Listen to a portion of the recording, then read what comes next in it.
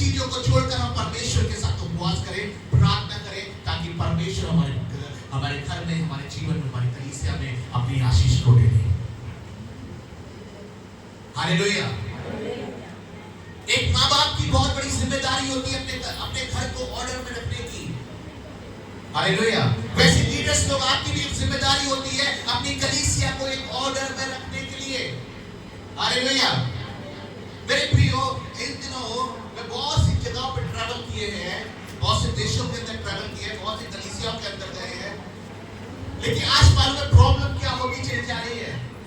आज कलीसियाएं, इसके साथ साथ में बोलेंगे बिलीवर्स लोग, यूथ लोग, चिल्ड्रन लोग डिसऑर्डर होते चले जा रहे हैं।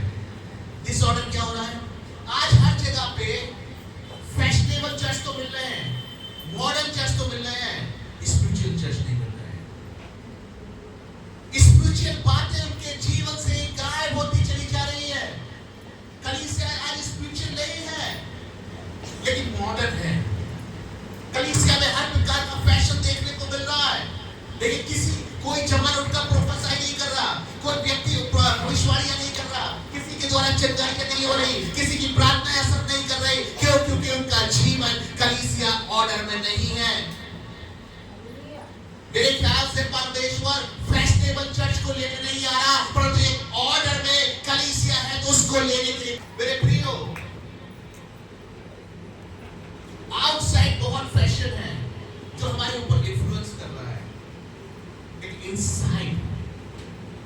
इनसाइड क्या हो रहा है?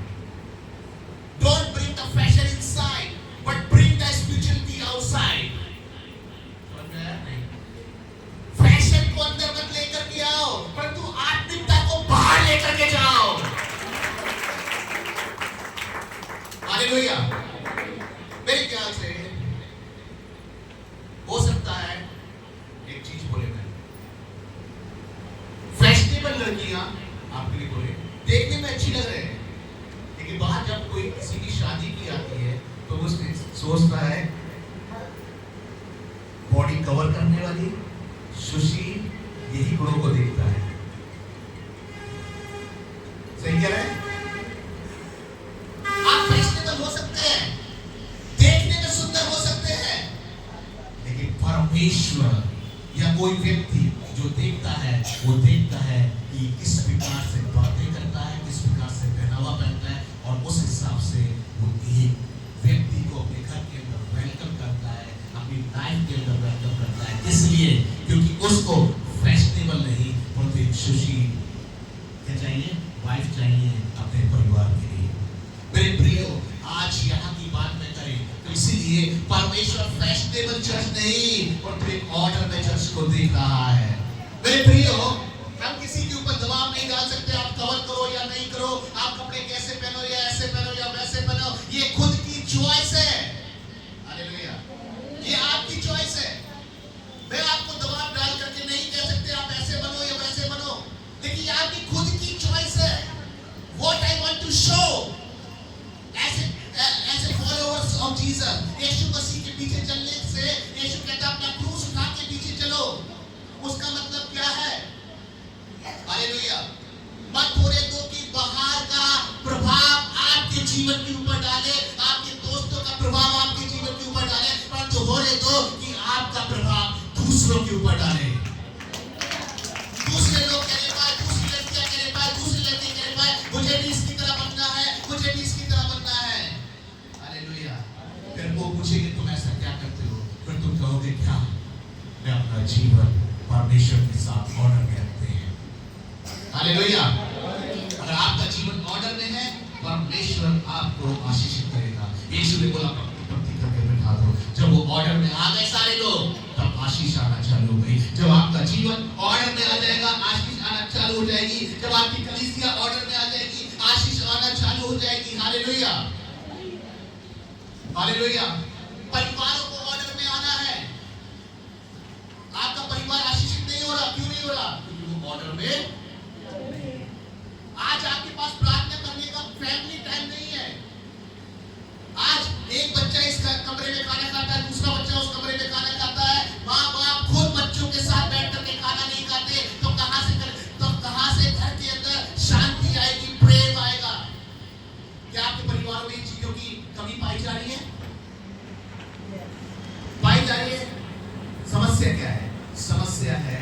क्योंकि आपका घर ऑर्डर में नहीं है।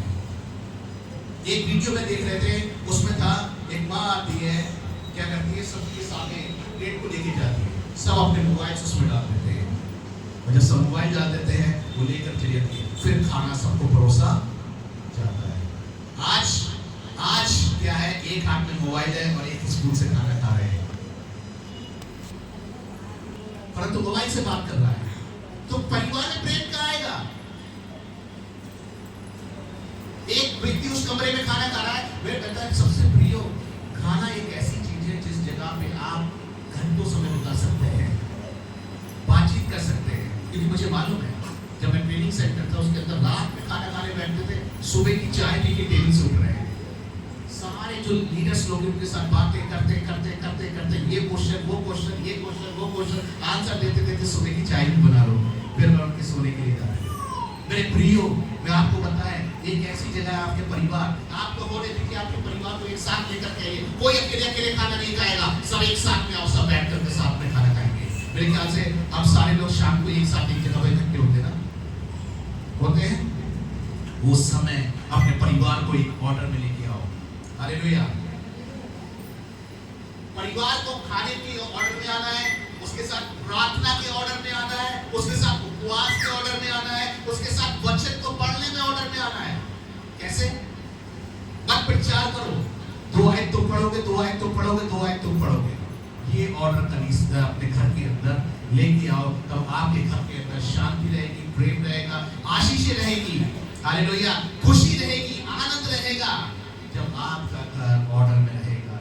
कैसे आप ऑर्डर में ला सकते हैं? एक ही चीज है, वो है परमेश्वर का वचन। परमेश्वर का वचन के अंदर सब कुछ पाया जाता है। अगर आप परमेश्वर के वचन को पढ़ते हैं और उस परमेश्वर के साथ साथ चलते हैं, तो अपने आप ऑटोमेटिकली आपको कहने की आवश्यकता नहीं है, आपके बच्चे ऑर्डर में आ जाएंगे, आपका परिवार ऑर्डर में आ जाएगा, आपकी कलीसिया ऑर्डर में आ जाएगी, जब वचन को महत्व दिया जाएगा। Hallelujah, hallelujah. अगर एक गाड़ी का अलाइनमेंट ठीक नहीं है, जब तक अलाइनमेंट ठीक ना हो जाए तब तक गाड़ी सही चल नहीं सकती। एक परिवार तब तक सही नहीं चल सकता जब तक कि उसका अलाइनमेंट ठीक ना हो जाए। आज बहुत सी परिवारों का, कलीसियाओं का अलाइनमेंट बिगड़ता चला जा रहा है, जिसकी वजह से ना कलीसिया चल रहा है, ना ही परिवार चल रहा है, क्योंकि अलाइनमेंट बिगड़ा हुआ है। Hallelujah, hallelujah. अगर बच्चा फेल होता है तो माँ बाप उसको डांटते हैं, लेकिन क्या आप उनके साथ में कभी बैठे, कभी वार्तालाप किया, कभी उनसे पूछा वो क्या गुजर रही है, किस फेज से होकर गुजर रहा है? लेकिन कई बार आप अपनी चीजों को उनके ऊपर थोपते रहते हैं। तुम्हें 100 में से 100 लाना है, नहीं। अगर वो फ्रस्ट्रेशन में कुछ कर बैठा, 100 में से 100 नहीं आए, तो आप क्या करोगे? कोई बात नहीं, नेक्स्ट टाइम लेके आना। आपका बच्चा इंपॉर्टेंट है, बैठो उसके साथ, बातचीत करो उसके साथ, उसके दिल का हाल लो, उसके दिल की सुनो, वो क्या चाहता है, उसे क्या करना है। अपने परिवार को ऑर्डर में लेकर के आओ। Hallelujah, hallelujah. मेरे प्रियो, परमेश्वर का वचन कहता है सबसे पहले हमारे जीवन को एक ऑर्डर में आना है, तब हम आशीषित होते हैं। दूसरी बात, कोई व्यक्ति पढ़े मत्ती की पुस्तक 6 अध्याय 33 में,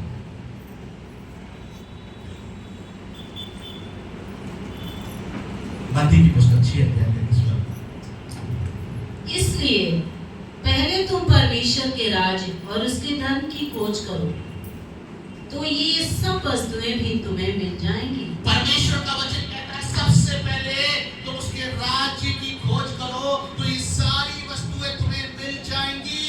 हाउ टू बी ब्लेस्ड, कैसे हम आशीषित हो सकते हैं?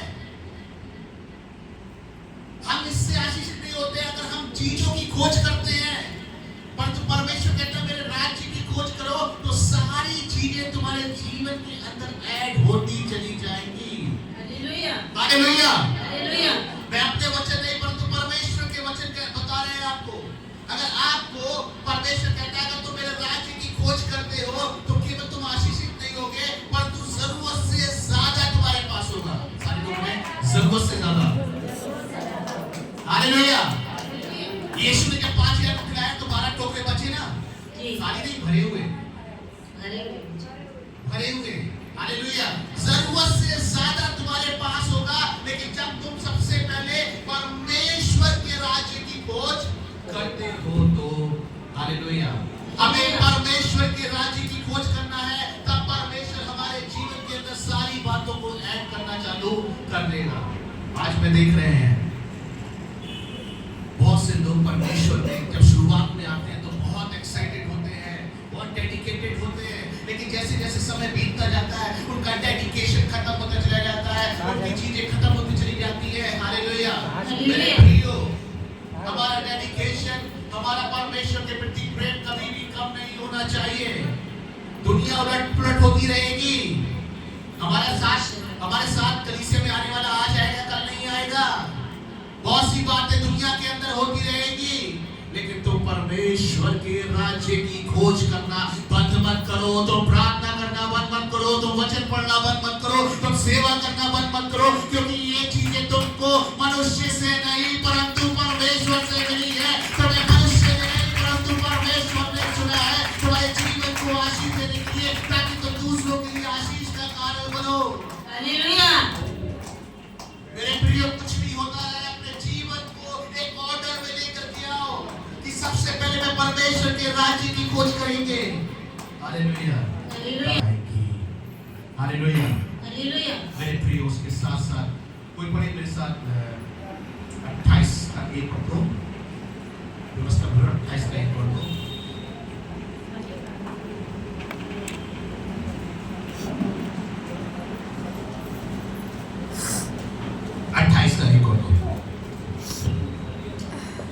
यदि तू अपने परमेश्वर यहोवा की सब आज्ञाएं जो मैं आज तुझे सुनाता हूँ चौकसी से पूरी करने को चित्त लगाकर उनको सुने, तो वह तुझे पृथ्वी की सब जातियों में श्रेष्ठ करेगा। फिर अपने परमेश्वर यहोवा की सुनने के कारण ये सब आशीर्वाद तुझ पर होंगे। हालेलुया। हालेलुया। इसके साथ साथ पहली बात मैंने बताया, हमारे जीवन को ऑर्डर में आना है, हमारे परिवार को, हमारी कलीसिया को, सारी चीजों को ऑर्डर में आना है। दूसरी बात मैंने बोला, सबसे पहले परमेश्वर के राज्य की खोज करना है। तीसरी बात मैं आपको कहना चाहते हैं, अगर हम सब चाहते हैं कि हमारा पैसा आशीषित होने पाए, हालेलुया, हम सब चाहते हैं हमारे पैसे के अंदर ग्रोथ होने पाए, लेकिन वो कैसे हो सकता है? वो कैसे हो सकता है मेरे प्रियो? वो हो सकता है जब हम क्या करते हैं, परमेश्वर का वचन कहता है, मैं नहीं परंतु परमेश्वर का वचन कहता है। वो कैसे आशीषित हो सकता है? बाइबल कहती है,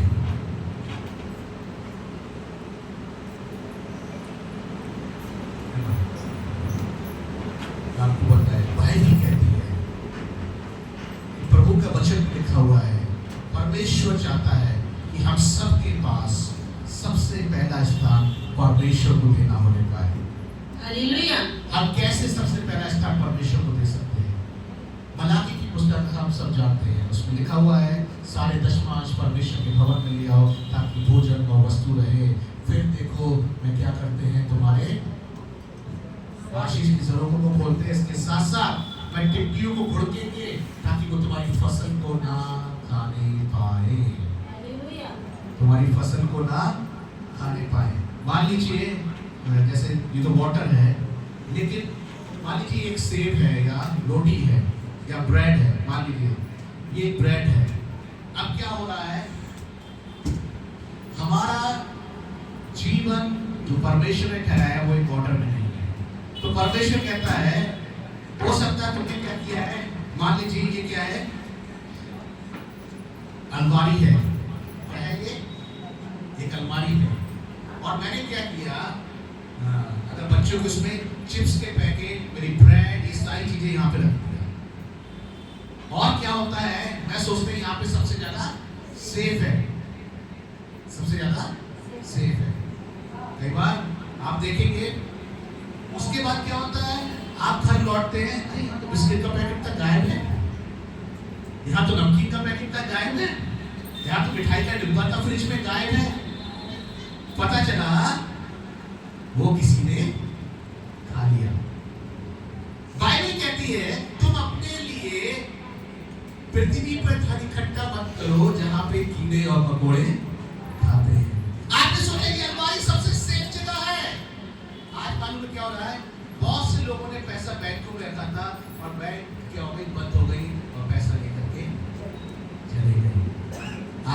दूसरे को कोई और। लेकिन परमेश्वर का वचन कहता है वहां पे इकट्ठा करो जहां पे ना कीड़े खाते हैं ना सेंध लगाते हैं, परंतु उस जगह पे इकट्ठा करो। हालेलुया। मैं ये नहीं कह रहे कि आपके जीवन को आप पहनने में मत खत्म करो, आप खाने में मत खत्म करो, लेकिन कई बार आप सोचो कि क्या ये मेरे लिए जरूरी है। शादी में जा रहे हैं, हो सकता है 10 सूट घर के अंदर है, लेकिन उस शादी में मुझे नया पहनना है। क्यों? ताकि दिखाना है, इसलिए नहीं कि मेरी जरूरत थी, परंतु इसलिए कि मुझे दिखाना था, ताकि कोई ये न कहे कि पिछली बार शादी में मिलते वहां पे भी यही पहना था। परंतु हम क्या सोचते हैं, उस दिखावे के चक्कर में हम जो करना चाहिए वो नहीं करते, और जो नहीं करना चाहिए वही करते हैं। मेरे प्रियो, आपके पैसे को भी ऑर्डर में आना है, तब आप आशीषित होंगे। परमेश्वर का वचन कहता है जो कुछ भी तुमको मिलता है उसमें से 10% परमेश्वर की राज्य के लिए दो। 10% परमेश्वर के राज्य के लिए दो। लेकिन आप कहते हो पास्टर मेरे हाथ में सैलरी आता है, लेकिन वो सैलरी कहाँ जाता पता नहीं लगता।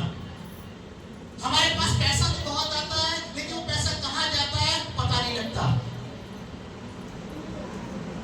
कितने की समस्या है? हाँ, पैसा कहाँ से आता है और कहाँ जाता है पता नहीं लगता। कितने लोगों को पता नहीं लगता कहाँ जाता है? वाह, आपके घर में पैसा आता है लेकिन कहाँ जाता है पता नहीं लगता। आप जानना चाहते कहाँ जाता है? जानना चाहते हैं? आप तो मैं बताते हैं आपको। हाँ, मैं आपको बताएं कहाँ जाता है। सुनना है? आपने वो पैसा आया लेकिन चला गया कहाँ? सिंपल, आपने खर्च कर दिया। सिंपल, कोई दिमाग पे जोर मत डालिए, थियोलॉजी नहीं बोल रहे हैं मैं। आपने वो पैसा खर्च कर दिया, सही है नहीं? हाँ, समझ में आ गया कहाँ जाता है पैसा? बहुत सिंपल से, वो पैसा आपने खर्च कर दिया। आप आशिक, मैं हमेशा बोलते हैं, हो सकता है मेरे ख्याल से बहुत से लोग नशा करते हैं। मेरे ख्याल से एक बोतल 100 रुपए का आता होगा यार, 150 रुपए 200 का 200 का आता है एक बोतल। आप कहते हो पैसा बहुत आता है आपने कमाया, लेकिन कहाँ जाता नहीं मालूम। आपको मालूम 200 रुपए से आपने अगर पूरे महीने पिया तो 6000 चला गया है या नहीं? 6000 वो चला गया, फिर उसके साथ मसाला भी खाते, 3000 उसमें गया, 9000 चला गया। फिर कहते हो बच्चों के बैग के लिए हमारे पास पैसे नहीं है, किताबों के लिए पैसे नहीं है। पैसे कहाँ से होंगे? तुमने जहां खर्च करना नहीं था वहां पे तुमने खर्च कर दिया। आपके परिवार को, आपके जीवन को ऑर्डर में आना है, आपके पैसे को ऑर्डर में आना है। जिस जगह पे आपको खत्म करना है उस जगह पे नहीं। मेरे प्रियो, मुझको याद है एक व्यक्ति को आखिर समय में मैं अस्पताल के अंदर देखने गए और वो मेरी तरफ देख के ऐसे कह रहा है कि पास्टर मुझको बचा लो। मैंने कहा जिंदगी भर में तुमको बोलते रहे मत पियो मत पियो मत पियो, तब सुनाई नहीं दिया। आज आखिरी सांस पड़ी हुई, ट्यूब अंदर पड़ी हुई है, तब मुझको देख करके ऐसे कह रहे हो कि मुझे बचा लो। नहीं, पहले मौका था, बहुत बार मैंने समझाया, बहुत बार मैंने बोला, बहुत बार तुम्हारे साथ बैठ के प्रार्थना भी की थी। हालेलुया, तब तुमको समझ में नहीं आया। आज जब नलियां पड़ गई है तब समझ में आ रहा है, तब खुदा दिखाई दे रहा है। खुदा एक मौका, खुदा कहता है 10 मौके दिए थे, अब तेरे पास कोई मौका नहीं है। अब तो अंदर सब खत्म हो चुका है, अब तो सब अंदर खत्म हो चुका है। फिर कहते हो परमेश्वर एक चमत्कार कर, प्रभु कहता है कब तक करना चाहते थे? आप कहते हो मेरी लाइफ तो खत्म हो चुकी है, प्रभु कहता है कई बार मैं तुझे मौका दिया, लाजर की तरह जिंदा हो जा, जिंदा हो जा, जिंदा हो जा, जिंदा हो जा। कोई जिंदा नहीं होना चाहता था, कोई इस नशे की कब्र में पड़ा हुआ था, कोई उन चीजों की कब्र में पड़ा हुआ था। मैं तो तुझसे कहते थे निकल आ, कोई निकलना नहीं चाहता था। मेरे प्रियो, आपका पैसा गलत जगह पे इस्तेमाल हो रहा है। हालेलुया। जनरस हार्ट, परमेश्वर के लिए क्या होना चाहिए? एक जनरस हार्ट होना चाहिए। जनरस हार्ट का मतलब क्या है? देने वाला हृदय। हालेलुया। कुछ लोग कई बार अपनी ड्यूटीज करते हैं। ड्यूटीज मालूम है? ड्यूटीज का मतलब होता है, जैसे कई बार एक बोलते हैं, एक मालिक और एक नौकर में क्या फर्क होता है? अगर आप दुकान के मालिक हैं और एक दुकान पे काम करने वाले, तो फर्क होगा। मालिक ना दिन देखता है ना रात देखता है, वो 24 घंटे लगा रहता है। लेकिन जो उसमें काम करने वाला है वो 8 घंटे की ड्यूटी देता है। 8 घंटे खत्म, कुछ भी होता रहे, मुझे कोई मतलब नहीं है या नहीं? ऐसे ही होता है। 8 घंटे खत्म, कुछ भी होता रहे, मुझे कोई मतलब नहीं। लेकिन प्रियो, परमेश्वर ऐसा नहीं चाहता। परमेश्वर चाहता है कि आपका जीवन आशीष में जीवन हो, तो एक जनरस वाला हार्ट आपके अंदर होने पाए, देने वाला हृदय आपके अंदर होने पाए, आप खुद उसके उत्तरदायित्व होने पाए। ये नहीं कि पास्टर आपको फोर्स कर रहा, नहीं, या लीडर फोर्स कर रहा, नहीं। ये मेरा कर्तव्य है, परमेश्वर के राज्य को बढ़ाना।